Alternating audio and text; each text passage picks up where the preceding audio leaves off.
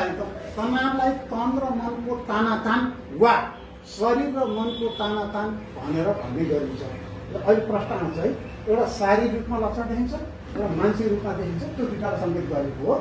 के हुन्छ भने पछि आउँछ तनावलाई तन र मनको तानातान वा शरीर र मनको तानातान भनेर भन्ने गरिन्छ।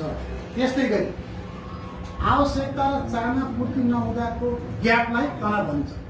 कुनै उहाँसँग भन्नुहोस् आवश्यकता छ, आवश्यकता मात्र भएन, चाहना पनि गरियो, कुनै आवश्यकता के भने आफूले चाहना पनि गरियो, त्यो पूर्ति नहुँदासम्म चाहिँ त्यो ग्याप हुन्छ नि, के गर्नु छटपट भयो, कसरी केतिर पुग्न मात्रै भयो भनेर घरमा जिन्दगी किसिमको तनाव समस्या आउँछ। त्यो नहुँदाखेरि ग्यापमा छटपट चाहिँ त्यो रिल्याक्स हुन्छ नि। त्यस्तै त्यो ग्याप जुन हुन्छ नि अवधि आवश्यकता चाहना पूर्ति नहुँदा ग्यापलाई भन्छ तनाव हुन्छ। एउटा यो भयो होइन। त्यस्तै अर्को आउँछ तनाव भन्नाले अप्ठ्यारो अवस्थामा मानिसको मनमा आउने अस्थिरता र शरीर देखाउने प्रतिक्रिया हो। कुनै पनि अप्ठ्यारो